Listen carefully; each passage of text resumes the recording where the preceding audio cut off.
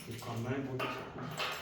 जो आए हैं उनको तो ऑफलाइन 9 वर्ष की ढेर सारी शुभकामनाएं, और जो नहीं आए हैं उनको इंडायरेक्टली 9 वर्ष की ढेर सारी शुभकामनाएं। Thank you sir. रेगुलर रहें, इस बार सफलता लेनी है, श्योर 100% सफलता लेनी इस बार। आइए एक प्रश्न लिखो, जब से प्रश्न लिखो उसके बाद तो हम लोग इस पर चर्चा कर लेते हैं। लिखो तो।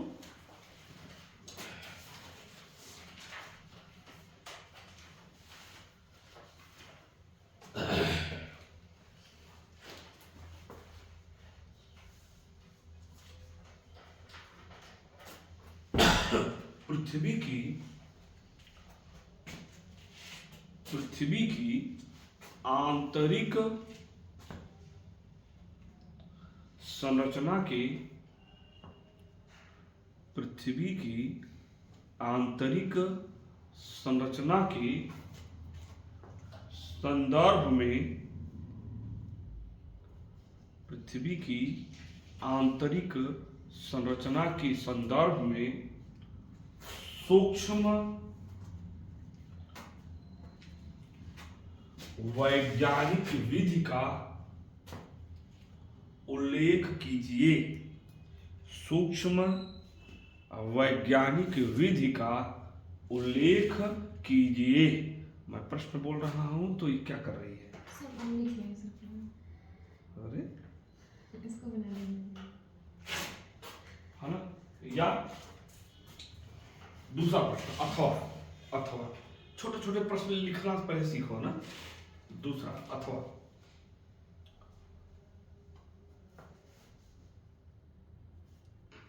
भूगर्भिक अध्ययन के लिए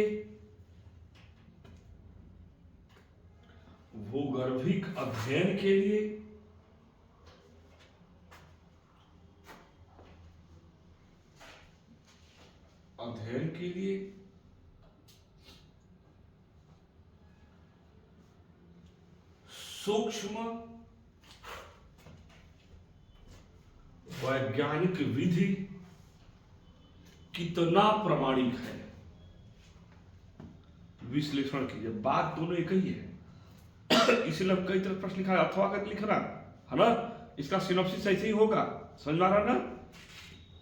अच्छा, आपसे कहा आप फिर नहीं लाए, अब संदेह हो रहा है।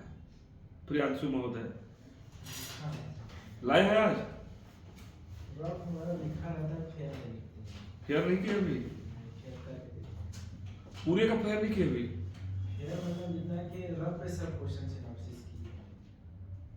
अरे आप तो कब दिखाएंगे, हम देखेंगे तब तो उसको ओके करें। हम कई बार कह चुके हैं आपसे।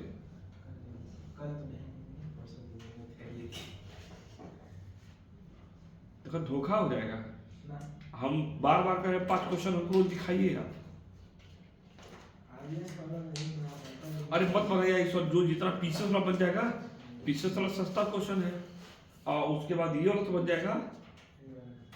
ऐसा ना करे भाई, कल लेकर आइए, क्योंकि उसी पर सबका मेंस का आधार टिका है। 2000 क्वेश्चन मुझे कराने हैं तो कराने हैं, ठीक है ना? ये हम लोग टॉपिक वाइज इधर कर लेंगे ना, तो उधर दिक्कत नहीं होगी। बाकी हमारे पास और 1000 क्वेश्चन हैं, 1000 क्वेश्चन और सिनॉप्सिस करना है मुझे। 17 मार्च के बाद, 17 मार्च को पीसीएस पी है, आज नोटिफिकेशन आ चुका है, तो जम के लग जाइए, ऐसा ना करिए। और आप धोखा करेंगे तो 100 का श्राप लग जाएगा। यहाँ 10-5 इतने लोग हैं, गड़बड़ा देगा। अब इसको चल के हम उस टाइम से आंसर कराएंगे तो समय कहाँ बचेगा हमारे पास? हम सोच रहे हैं कि इस समय जो पुराने क्वेश्चन हो जाए, नए क्वेश्चन जाकर हम करा देंगे उधर। तो उसमें यूपी स्पेशल और ज्योग्राफी पॉलिटिक्स तैयार रहेगा, बड़े बड़े टॉपिक है सब। बाकी क्वेश्चन हम लोग तैयार कर लेंगे वहां पर। अभी नए क्वेश्चन 1000 कराने हैं मुझे, 2000 क्वेश्चन की सिनॉप्सिस करके पूरी तरह से रट जाना है, ठीक है ना? चलिए, तो ये दोनों प्रश्न एक ही है। अगर दोनों का अध्ययन किया जाए, हम लोगों ने पहले क्या पढ़ा था? प्रत्यक्ष प्रमाण पढ़ा और अप्रत्यक्ष प्रमाण पढ़ा। अप्रत्यक्ष प्रमाण में दाब प्रमाणित है, ताप पर आधारित प्रमाण है। ये 2 प्रमाण को हम लोग ठीक ठाक देख चुके हैं। लेकिन जो तीसरा इसमें क्या है, प्रत्यक्ष और अप्रत्यक्ष प्रमाण में अनेक कमियां थी। वो आंतरिक संरचना को स्पष्ट नहीं कर पा रहा था, है ना? सीधे वो अध्ययन कर सकते, लेकिन इसका कोई प्रमाणिक आधार नहीं मिल पा रहा था। टेक्नोलॉजी तकनीकी डेवलप हुई, और जब तकनीकी डेवलप हुई तो जो प्रत्यक्ष और अप्रत्यक्ष प्रमाण में जो ढेर सारी कमियां थी कि इंटरनल में रॉक्स कैसे हैं, आखिरकार जो है चट्टाने क्यों नीचे की तरफ जाते वक्त क्यों घनत्व उसका डेंसिटी बढ़ता जा रहा है ना, कहीं पर डेंसिटी कम है, ये थोड़ा सा भ्रामक इन लोगों का विचार था, इसलिए सबको प्रमाणिकता नहीं मिल पा रही थी। तो बाद में अच्छा, लेकिन एक चीज है कि इन वैज्ञानिकों ने शुरुआती दौर में शुरुआत करके लोगों की जिज्ञासा को उत्पन्न कर दिया।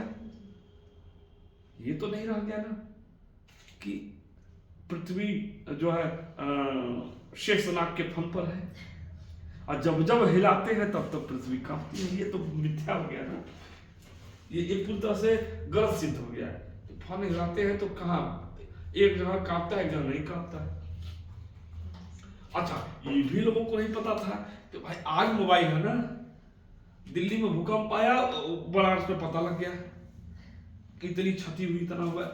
ये तो जो है टेक्नोलॉजी का कमाल है, मतलब कि एक कम्युनिकेशन का कमाल है। लेकिन पहले जब भूकंप आता रहा होगा, आज से 200 साल 400 साल 1000-2000 साल पहले, तो कैसे पता लगता होगा? नहीं ना मालूम होता होगा। वहां कांपा तो समझ पूरी पृथ्वी कांपी। अगर भूकंप आ रहा, अर्थक्वेक आ रहा है, तो हम वहां कांपा समझ पूरी पृथ्वी कांप गई। अब पूरी पृथ्वी, भाई प्रमाण तो यहां तक था कि पृथ्वी चपटी है एकदम, फिर बाद में पृथ्वी गोल है, और फिर बाद में ना पृथ्वी जियोड आकार की है। जियोड कैसा है दीदी? अंडा का कैसा है यार? अरे अंडा का जैसे व्यक्ति का पेट निकल जाता है वो अंडा का ये फिर तो अंडाकार हो गया कि नहीं हो गया? तो पृथ्वी का अंडाकार है, ठीक है। बाद में पता लगा, लेकिन पहले था क्या कि पृथ्वी चपटी है, और ये होता था कि जो समुद्र का बहाव है जाकर एक जगह कहीं न कहीं नीचे पानी गिरता होगा। आज सुनकर हंसी आ रही होगी, लेकिन उस समय के लिए सत्य था। जो सिद्धांत दिया होगा, जो उसके समर्थक होंगे, उसको सत्य मानते होंगे। कहा अगर नाव लेकर जाएंगे और अंतिम छोर तक जाएंगे तो कहां चल जाएंगे? हमको तो अजीब सा लगता है, कहीं जिब्राल्टर जो सदी को इसीलिए चीन क्रॉस नहीं कर रहा था, आगे जाएंगे सीधे नीचे चले जाएंगे। ये भी हो सकता है, क्योंकि ब्रिटिश काल में, जब आधुनिक काल में, क्या मध्य काल तक, कुस्तुनतुनिया के पतन के बाद तक चीन ने जिब्राल्टर जलसंधि को क्रॉस नहीं किया। जिब्राल्टर जलसंधि कहाँ है, कौन बताएगा?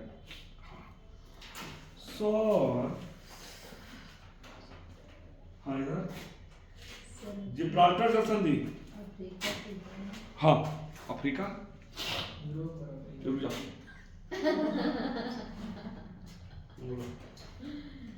ये लोग जान दे रहा है ना। हाँ बोलो।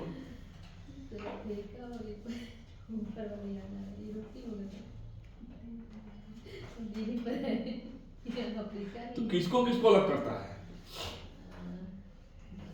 डर का है, अफ्रीका यूरोप को अलग करता है, और किसको जोड़ता है?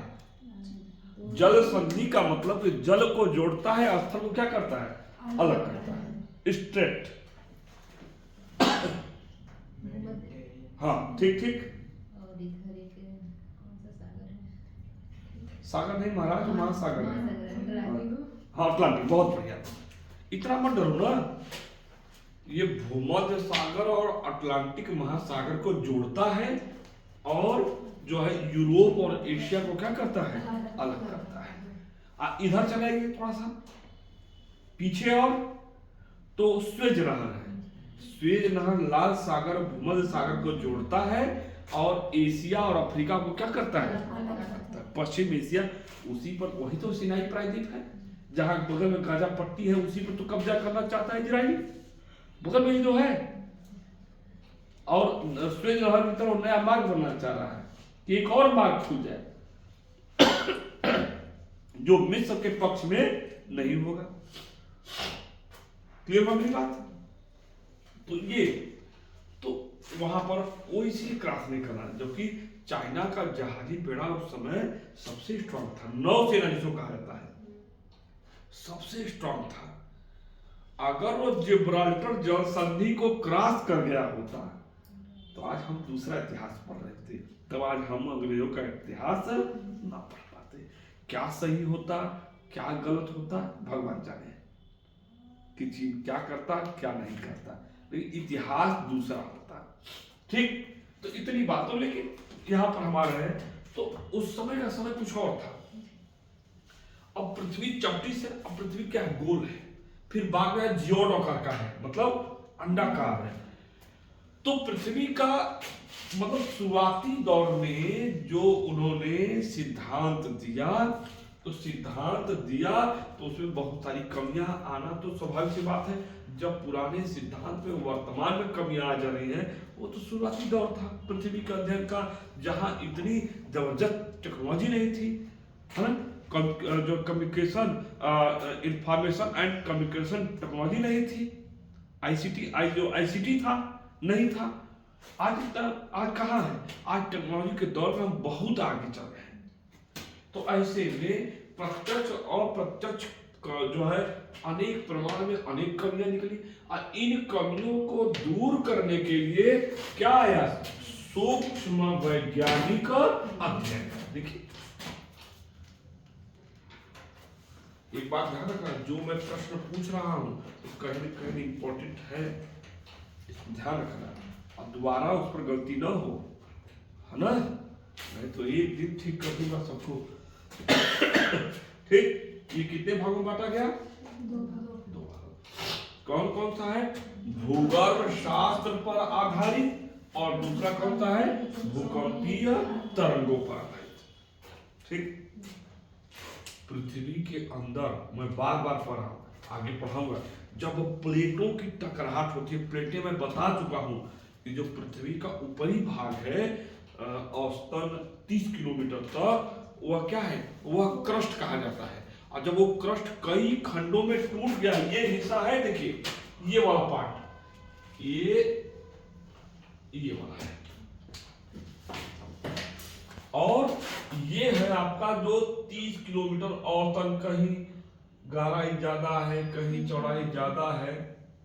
ये है, मैं कई बार इसको बता चुका हूं कि जहां पर पतला भाग है वहां क्या हो जाता है, अक्सर यहां पर टूट जाते हैं। यही क्या है, यही है आपकी प्लेटें,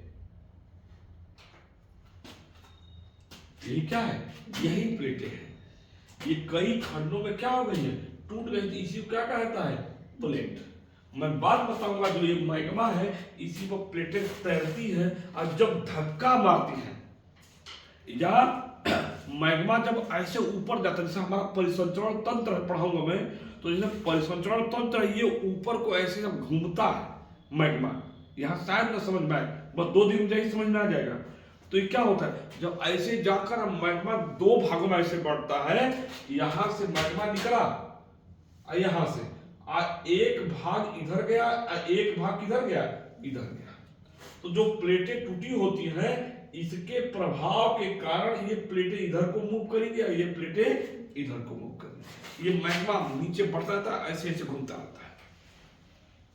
तो प्लेटों में क्या मारते हैं, टक्कर मारते हैं, तो प्लेटें मूव करती हैं। अब मूव करने से यहाँ पर क्या निकलते हैं, जहां ये मैग्मा धक्का मारती है, वहां पर क्या तैयार होती है, वेव। जब जैसे नहीं होता है कि जो है इसका वेव अर्थ जो है ईपी सेंटर यहाँ है, इन तरंगे इतनी तीव्रता से इतनी तरंगे थी, वेव देते हैं ना 6.5, 7.5, 8.5 ऐसे देता है ना, 9 तक दिया है। तो क्या है ये तरंगे, तो जब पृथ्वी, अरे भाई किसी चीज से जो ठहरा हुआ पानी है एकदम शांत, उसमें कंकड़ मारो, कौन क्या होते हैं, एक दूसरे को टक्कर मारते ऐसे ऐसे, जिग जैग ऐसे चलता है। ये क्या है? वेव है। इसी को तो हम कहते हैं तरंगे, इसी को तरंगे कहते हैं। तो यहाँ पर जब जब मैग्मा इसको धक्का मारता है तो क्या उत्पन्न होती है? वेव। और वेव क्या है? एक प्रकार की एनर्जी, ऊर्जा है, ऊर्जा है। और क्या करते हैं? घुमा देते हैं ऐसे। तो यही वेव, इन्हीं वेव के आधार पर वैज्ञानिकों ने पृथ्वी के सेंटर का अध्ययन किया कि आखिरकार पृथ्वी के अंदर क्या क्या है। बहुत बढ़िया चीज उन्होंने पकड़ा, बहुत अच्छी चीज खोज की जो प्रमाणिक हो गया कि वेव कहाँ कहाँ है। वेव का अध्ययन किया तो ये भूगर्भ शास्त्र पर आधारित है।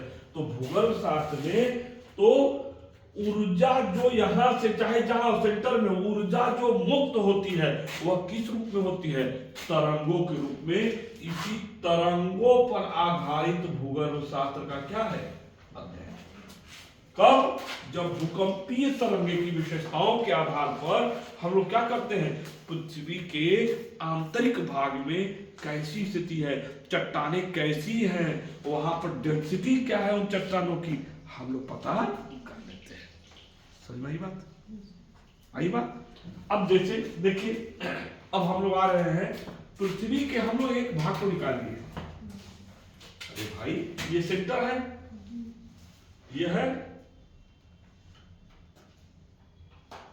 ये है, ये यहां पर सेंटर है ऐसे। तो हम लोग इस भाग को इतना खंड काट के और इतना इतना भाग हम लोग क्या किए हैं? निकाल कर कहाँ ला दिए? देखिए ये यहां ला दिए। इतना भाग, एक भाग हम लोग काट लिए यहां पर। और अध्ययन के स्रोत के आधार पर, भूकंपी तरंगों की विशेषताओं के आधार पर इसे कितने भागों में बांटा गया है? 2 भागों में। कौन सी तरंगे हैं? पिंड तरंगे। और दूसरा कौन सी है? सतही तरंगे। पिंड तरंगे का मतलब कि जो वेव पूरे पिंड में चलती है उसे क्या कहा जाएगा? पिंड तरंगे। और जो वेव केवल किसमें चलती हैं? धरातल में चलती हैं, उसे क्या कहा जाएगा? सतही तरंगे, या उसे कहा जाएगा धरातलीय तरंगे। कब? जब भूकंप आने के समय या पृथ्वी के आंतरिक भाग में मैग्मा के टक्कर से जो वेव निकलती है। मैग्मा क्या है? मैं बता चुका हूं कि रेडियो एक्टिव पदार्थ और अन्य पदार्थों के कारण अधिक ऊष्मा जो अवशोषित कर लेती है, ऊष्मा अवशोषित करने के कारण यहाँ पर क्या आ जाती है? यही वो एरिया है जहां पर मैग्मा वो जो धातुरीय भाग है, जो मिट्टी वाला एरिया, पूरी तरह से गल जाता है। जो चट्टाने हैं, एक शब्द में चट्टाने वो क्या होती है? गल जाती हैं। और जो चट्टाने गल जाती हैं तो लिक्विड स्वरूप को प्राप्त कर लेती हैं, उसी मतलब सेमी लिक्विड, अर्ध तरल पदार्थ। इसी को क्या कहा जाता है? मैग्मा कहा जाता है। ठीक। आइए, मैग्मा जब जब क्रस्ट में धक्का मारती हैं तो एक प्रकार की वेव निकलती है, जिसे क्या कहा जाता है? भूकंपीय तरंगे कहा जाता है। और इन्हीं तरंगों के आधार पर हम वहां के जो है आंतरिक भाग में चट्टानों की स्थिति का अनुमान लगाते हैं। तो तरंगे कौन कौन सी हैं? प्राथमिक तरंगे। और कौन सी तरंगे हैं? द्वितीयक तरंगे। ठीक। Primary and secondary waves. Clear हुआ? और अंतिम क्या है? जो है आपका एल तरंग है ना, लोअर वेव्स। ठीक। तो इसको कहा सतही तरंगे, धरातलीय तरंगे, इसको दुर्बल तरंगे भी कहा जाता है। क्लियर हुआ?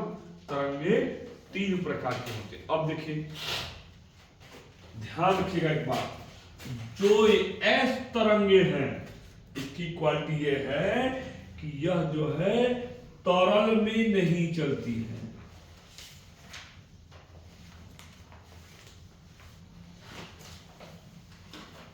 इसी एक क्वालिटी है इसकी।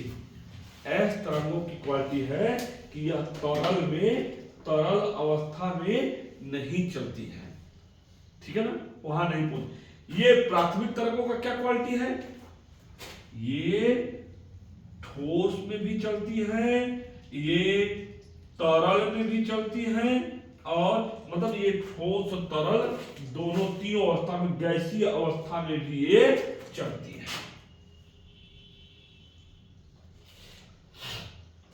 क्लियर हुआ? समझ में आ रहा है? देखो कितनी अच्छी बात है। अगर मान लीजिए पी तरंगे जा रहे हैं तो यह ठोस तरल गैस तीनों चलेगी, लेकिन जो एस तरंगे हैं वह तरल नहीं चलेगी, और वहां पर जिस एरिया में एस तरंगे नहीं जा पा रही है, इससे अनुमान लग जाएगा कि वहां पर अवस्था क्या है, लिक्विड है। क्लियर नहीं हुआ?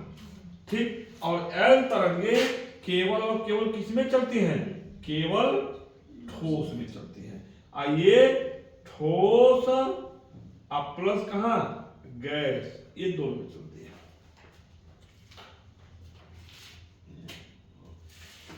है ना? या इसको ठोस में न देकर इसको सबसे बढ़िया दो, पृथ्वी की सतह में चलती है, पृथ्वी के क्रस्ट में, पृथ्वी की क्रस्ट में।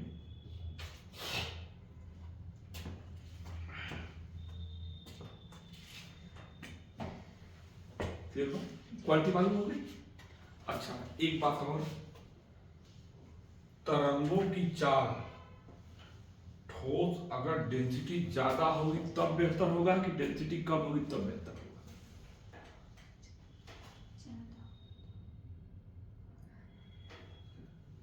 मतलब तरंगों की स्पीड ज्यादा कम होगी ज्यादा डेंसिटी वाले भाग में कि कम डेंसिटी वाले भाग में?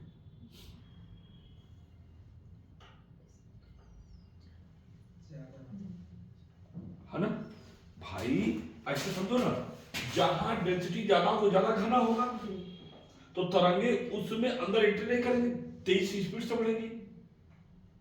अगर डेंसिटी कम होगी तो उलझते हुए चलेंगे। इसलिए जहां पर डेंसिटी ज्यादा है वहां पर तरंगे की गति क्या हो जाती है, बढ़ जाती है। ठीक। अब देखिए क्लियर हो गया?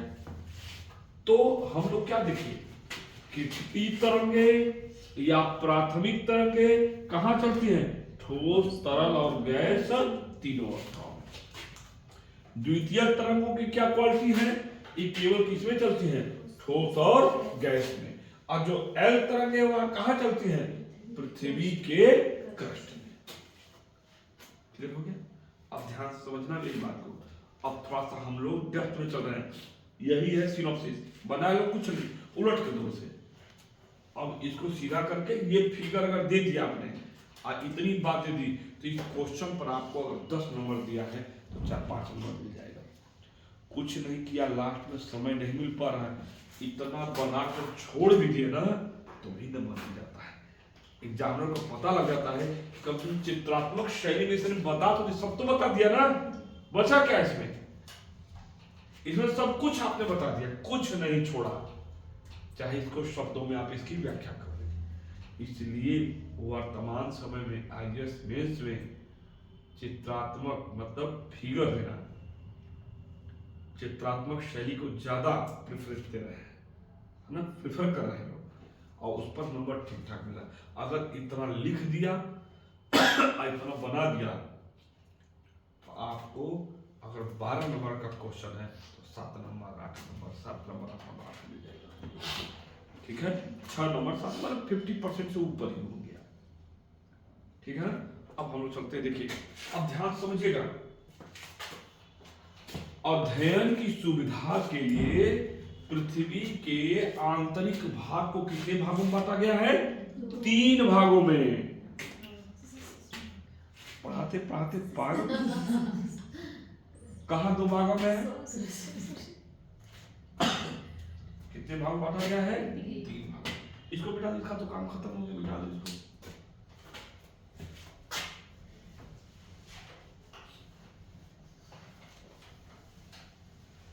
क्वालिटी समझ में आ गई ना? चलो बताओ इस बार, प्राथमिक तरंगे कहां कहां चलती है, बोलो। अभी पढ़ाया हूं ना,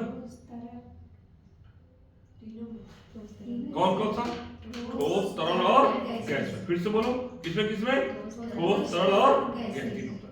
द्वितीय तरंगे ठोस और द्रव्य कहां चलती है, ठोस और गैस। और जो केवल क्रस्ट में चलती है, कौन सी तरफ ये सब L L तरफ। क्लियर हो गया इतना बात? इतनी बात क्लियर? अब देखो ये पृथ्वी के कायदे से पढ़ो बता रहा हूं। पृथ्वी के आंतरिक भाग को कितने भाग में बांटा गया है? 3 भाग। कौन सा? क्रस्ट। तीसरा क्या है? मेंटल। पागल को समझना है इसको, है ना? क्रस्ट या अरे कोर या क्रोड। ये एक लाइन लिखा थोड़ा सा। इसमें सिलिका तथा एल्युमिनियम की मात्रा ज्यादा पाई जाती है क्रस्ट में, इसलिए इसको क्या कहा जाता है? सियाल कहा जाता है। इसको क्या कहा जाता है? सियाल। इसका एक नाम और है, सियाल। इसमें क्या पाया जाता है? सिलिका। हाँ क्या बोली है? सियार थोड़ी है ये, कह रहे सियार है।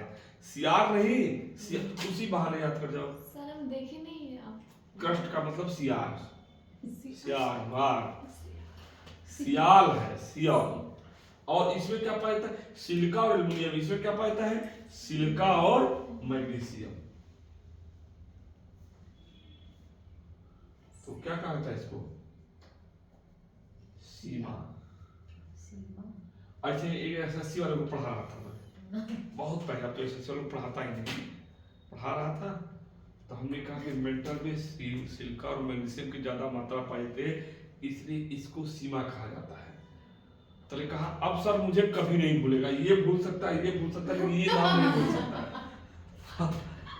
हम कहे बात क्या है? कहा सर ये बात आप नहीं समझ पाएंगे। हम कहे कौन सी ऐसी बात है जो गुरु न समझ पाए तुम ही समझ पा रहे हैं? कहा सर मैं बता रहा हूँ ये सब समझ दिल वाला मामला है सर, मैं कभी नहीं भूलेगा। हम भाग गए ना, अभी तुम्हारा बिगाड़ दूंगा मैं। एक एसएससी वाले बड़े खूंखार होते हैं ना, जो इंटर पास करके आते हैं वो ज्यादा फुदकते हैं बेटा की तरह। कोर और क्रोड। कोर और क्रोड में क्या है? इसमें निकिल तथा फेरस की मात्रा ज्यादा होती है, इसलिए इसे क्या कहा जाता है?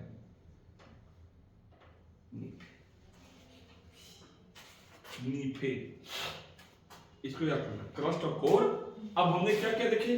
2 भागों में बांटा हूं इसको, ये 2 भागों में, यह भी 2 भागों में, और यह भी 2। ऊपरी crust, upper mantle, lower mantle. Upper crust अने अपर क्रस्ट, लोअर क्रस्ट। तो अपर क्रस्ट पर लिखा हो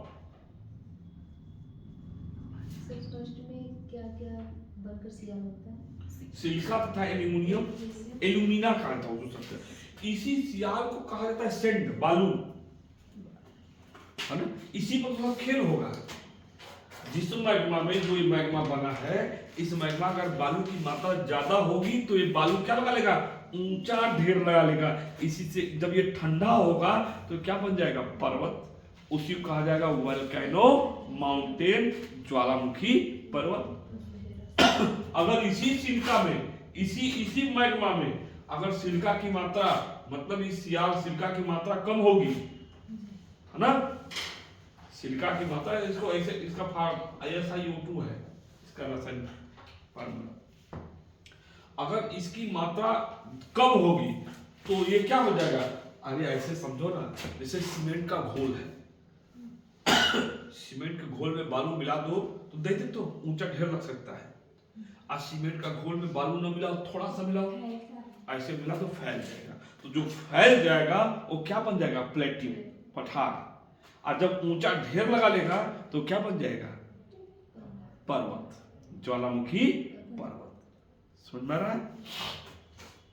अब देखो तो ये है, तो इसको क्या? Upper crust, lower crust, upper mantle, lower mantle, upper core और लोअर कोर। ये ना देखो, आउटर, आउटर कोर और लोअर कोर। ये 2 अपर होगा, नीचे वाला क्या हो जाएगा आउटर कोर। कोर के ही 2 भाग हैं। आइए अलग अलग था, देखिए अब इसको हम बताएंगे। अपर क्रस्ट में क्या है, P तथा S दोनों गतिमान है ना। अच्छा, इसको तो हमको लिखना नहीं है क्योंकि ये स्पष्ट है कि ये L तरंगे कहाँ चलती हैं, सतह में ही चलती हैं। इसलिए मैंने बताया था कि जो ये पृथ्वी का ये वाला भाग होगा, ये क्रस्ट वाला एरिया है, अधिकतम पृथ्वी के लगभग कहीं 70 किलोमीटर, कहीं 30 किलोमीटर, कहीं 5 किलोमीटर, औसतन 30 से 35 किलोमीटर गहरा जाने पर जो भाग होगा उसको क्या कहा जाएगा, क्रस्ट। उसके नीचे क्या जाएगा बेटा, भाई ये मसला कि लेकर फीता पहुंचे हम जाकर नाप रहे हैं लेकर, ऐसा थोड़ी होता है। ये तो अनुमान है, एक तो ऊपर का भाग पता नहीं, अपर लेवल का चल रहा है, नीचे पता कर ले, उतना पता कर लिया जा रहा है, वही बहुत है ना। तो ये क्या है, ये जो ये या तो जो एल तरंगे हैं, ये सतही तरंगे, ये किस में चलती हैं,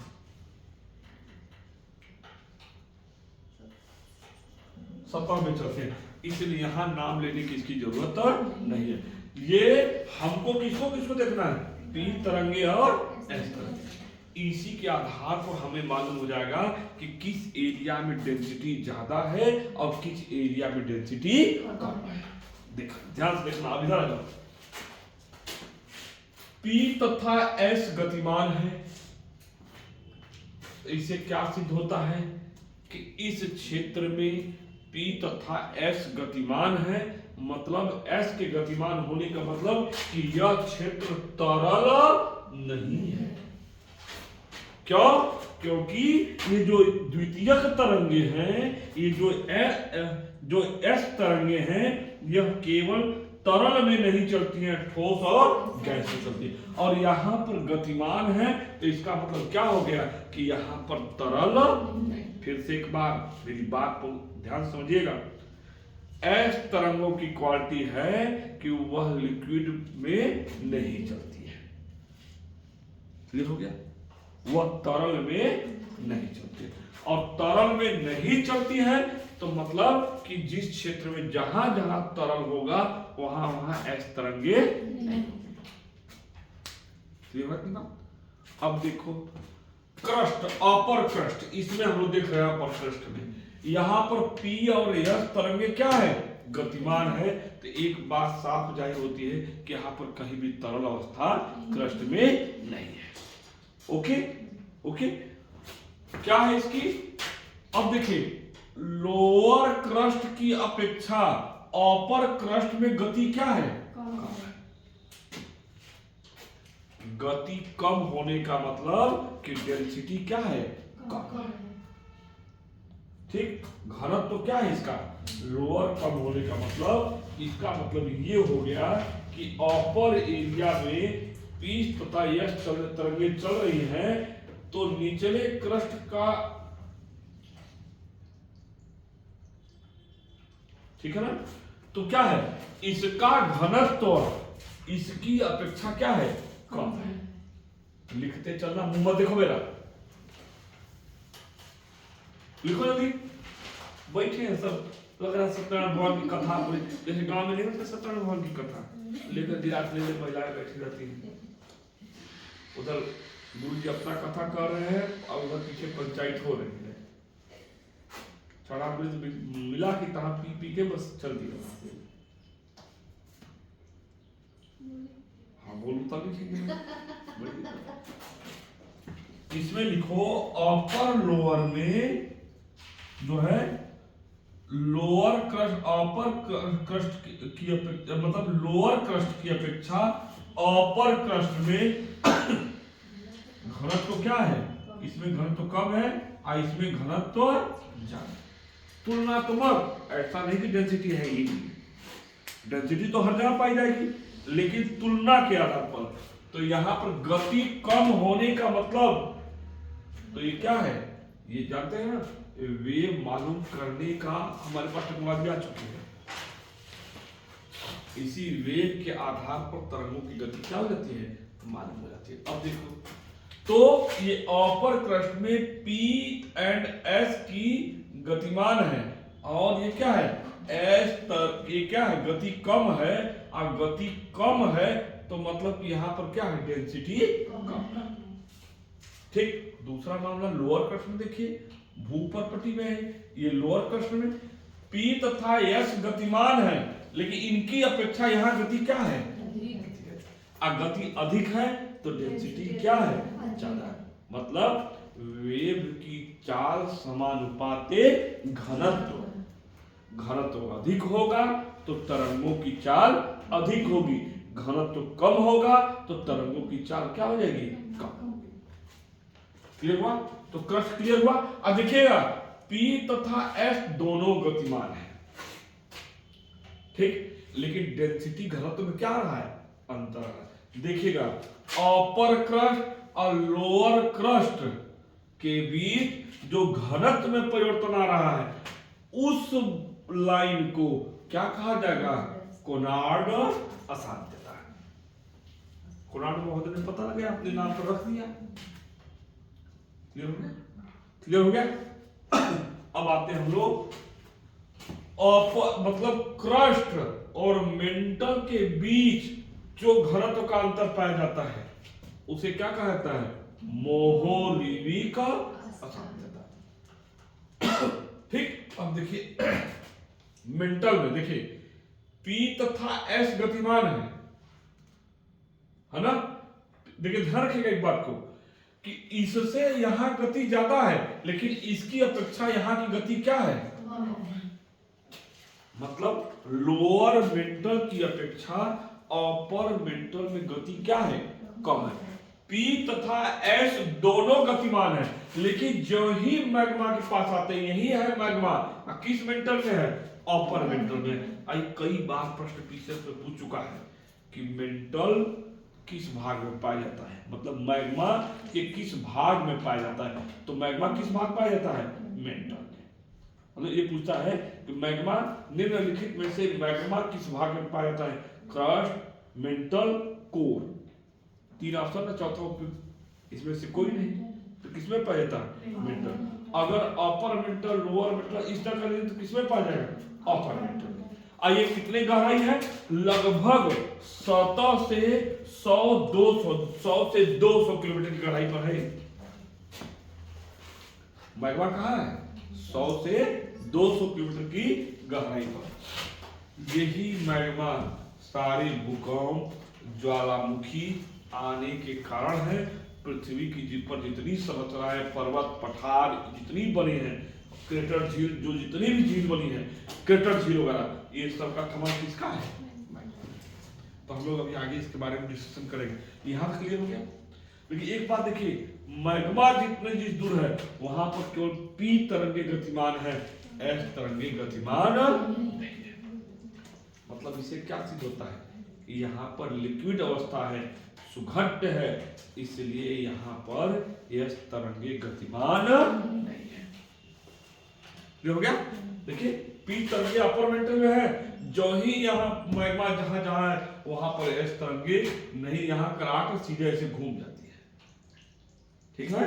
लेकिन यहाँ पर क्रॉस नहीं करेगी। P गतिमान है, गति कम है, S यहाँ पर क्या है, विलुप्त है।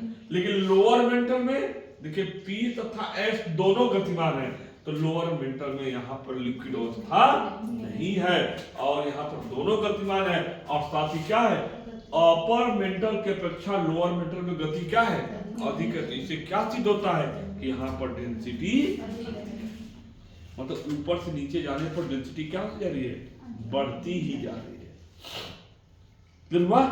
नीचे आइए और यहाँ देखिए P वेव्स गतिमान है लेकिन S क्या है, विलुप्त। मतलब इससे क्या सिद्ध होता है कि आउटर कोर में भी कुछ तरल अवस्था में वहां पर चट्टानें पाई जाती है। आप YouTube पर अब तो टेक्नोलॉजी आ गई, YouTube पर शॉर्ट ही मत देखो, पूरा समय शॉर्ट मत देखो, वीडियो ही बनाते ना समझ आए, है ना। उसमें देखो थोड़ा सा जाकर कि मैग्मा कैसा निकल, कैसे आखिर अंदर से, पृथ्वी के अंदर से अगर सेमी लिक्विड कोई तरल पदार्थ निकला तो निश्चित है कि पृथ्वी के अंदर सेमी लिक्विड एरिया है। यहाँ पर भी एस तरंगे विद्यमान नहीं है। किसके द्वारा? टेक्नोलॉजी के द्वारा मालूम हुआ है। तो यहाँ पर पी और एस तरंगे हैं, यहाँ पर पी वेव्स है गतिमान, इनकी गति इनकी अपेक्षा क्या है? कम है। तो यहाँ पर यस तरंगे क्या है? विलुप्त है। विलुप्त होने का मतलब कि कोर में भी लिक्विड एरिया पाया जाता है। फिर आ जाते हैं लोअर कोर्ट में, पी और वेव्स दोनों गतिमान है और इनकी गति सबसे अधिक है। क्लियर है? यहाँ पर एल तरंगे नहीं पाई जाएगी, मतलब एल तरंगे न मेंटल में पाई जाएगी न कोर में। क्लियर हो गया? स्पष्ट हो गया? तो इस तरह से ये इतना भाग आपका हो गया। अब यहाँ पर क्या है? मोहोर्विक अपर क्रस्ट लोअर क्रस्ट के बीच में, अपर क्रस्ट और लोअर क्रस्ट के बीच कौन सा असाध्यता है? कोनार्ड। अपर क्रस्ट और मेंटल के बीच में कौन है? मोहोर्विक असाध्यता। अपर मेंटल लोअर मेंटल के बीच में कौन है? रिपेचियर असाध्यता। लोअर मेंटल और कोर के बीच में कौन है? गुटेन। बहुत बार प्रश्न आया है गुटेनबर्ग और मोहोर्विक, बहुत बार आया है ना? तो गुटेनबर्ग कहाँ है? अपर और जो है क्या है? मेंटल और कोर के बीच में, और आउटर कोर और लोअर कोर के बीच में कौन सा है? Lehman discontinuity. लेहमैन डिसकंटिन्यूटी इससे निष्कर्ष है असाध्यता। ये प्रश्न आया हुआ है। इसका क्या है? ट्रिक काम रेगुलर है, मतलब का से कोनार्ड, म से मोहोर्विक, र से रेपिती, गु से गुटेनबर्ग, ल से लेहमैन। हो गया? काम रेगुलर है। ये ऊपर से नीचे का क्या है? क्रम है, और आराम से तैयार कर सकते हैं। अगर क्रस्ट मेंटल कोर मालूम है तो अपर क्रस्ट और लोअर क्रस्ट के बीच में कौन सा है? पहले तो ये याद करना है, क्रस्ट और मेंटल के बीच में क्या है? मोहोर्विक है। मेंटल और कोर के बीच में क्या है? गुटेनबर्ग है। ठीक, दो चीजें मालूम हो गए। फिर ऊपर जाना, क्रस्ट, अपर क्रस्ट और लोअर क्रस्ट के बीच में क्या है? कोनार्ड।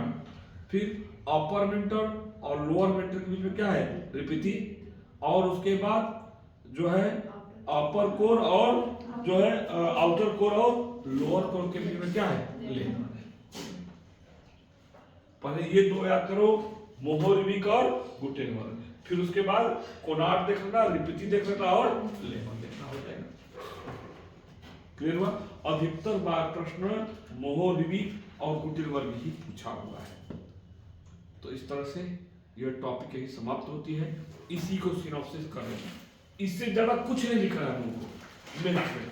अगर आ गया तो जब वेगनर का महाद्वीपीय विस्थापन सिद्धांत यूपी पीसीएस मेंस में पूछ सकता है, तो ये पूछना कोई बड़ी बात नहीं है।